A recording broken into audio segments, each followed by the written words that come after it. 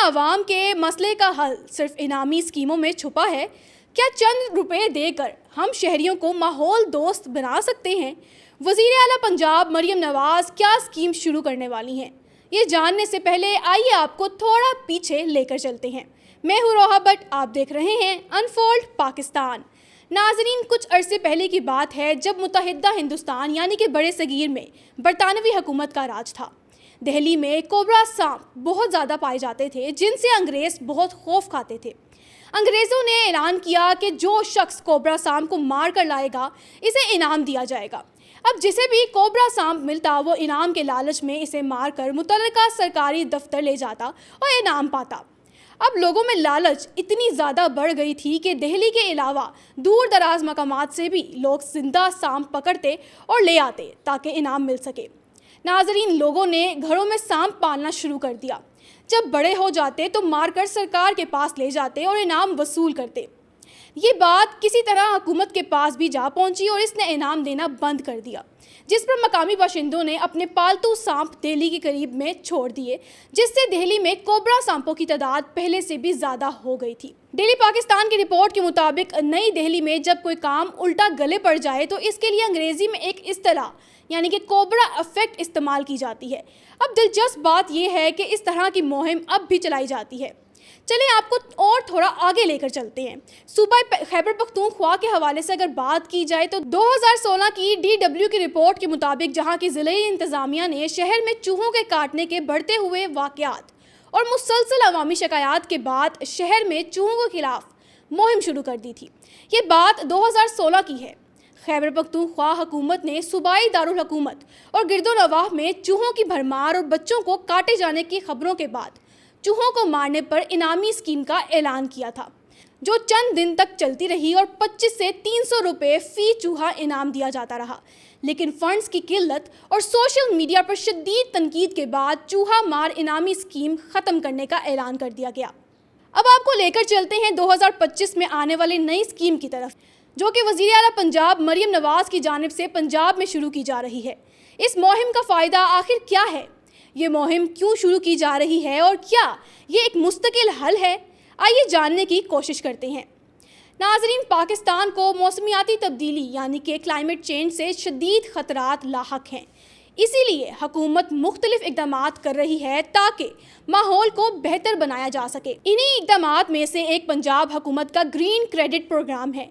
जियो news की report के मुताबिक इस प्रोग्राम के तहत हुकूमत ने एक प्राइवेट कंपनी के साथ मुआहिदा किया है। ये कंपनी सिंगल यूज़ प्लास्टिक यानी कि एक बार इस्तेमाल होने वाले प्लास्टिक को दोबारा इस्तेमाल के काबिल बनाएगी। अगले महीने लाहौर की 4 बड़ी यूनिवर्सिटियों में ख़ास मशीनें जो हैं वो लगाई जाएंगी जो प्लास्टिक की बोतलें जमा करेंगी। बाद में ये मशीनें शहर के मार्केटों में भी लगेंगी। ये मशीन कैसे काम करेगी? नाजरीन, ये मशीन ऐसे काम करेगी कि मशीन में 2 खाने होंगे। बटन ए दबाया जाएगा, प्लास्टिक की बोतलें डाली जाएंगी, फिर अपना मोबाइल नंबर डाला जाएगा, बटन बी दबाएंगे, मशीन स्क्रीन पर ग्रीन क्रेडिट दिखाएगी। अब ये क्रेडिट मोबाइल ऐप के ज़रिए भी आप देख सकते हैं। इसके फ़ायदे के मुतालिक नाजरीन, प्राइवेट कंपनी के चेयरमैन गुलफाम आबिद ने बताया कि लाहौर में रोज़ाना 500 टन प्लास्टिक की बोतलों का कचरा बनता है। इन मशीनों से वो बोतलें रिसाइकल होंगी और इनसे फुटपाथ, ईंटें और सड़क की मुरम्मत का सामान बनाया जाएगा। अगर आप 1.5 लीटर वाली 20 बोतलें या 1 लीटर वाली 40 बोतलें मशीन में डालेंगे तो आपको 1000 रुपये तक की रकम मिल सकती है। लाहौर के तकरीबन 18,000 कबाड़िए भी इससे फ़ायदा उठा सकते हैं। वो ऐप के ज़रिए कंपनी से रब्ता करेंगे और कंपनी खुद इनसे बोतलें ले जाएगी।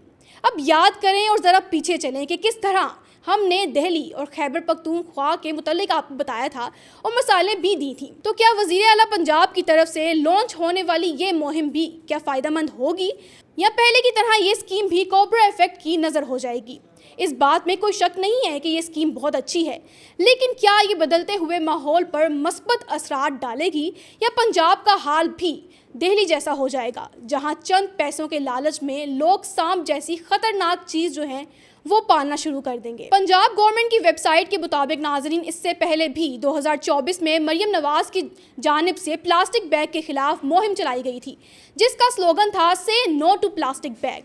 नाजरीन, अर्थ डे के मौके पर यह मुहिम शुरू हुई थी ताकि माहौल को बचाया जा सके, लेकिन ये मुहिम छोटे अरसे तक थी। दुनिया के दीगर ममालिक में भी प्लास्टिक को कम करने के लिए दिलचस्प प्रोग्राम जो है वो शुरू किए गए थे। डेली सहाबा की रिपोर्ट के मुताबिक मिसाल के तौर पर इंडोनेशिया में एक बस सर्विस ने ऐलान किया कि मुसाफिर किराए की जगह प्लास्टिक की खाली बोतलें दे सकते हैं।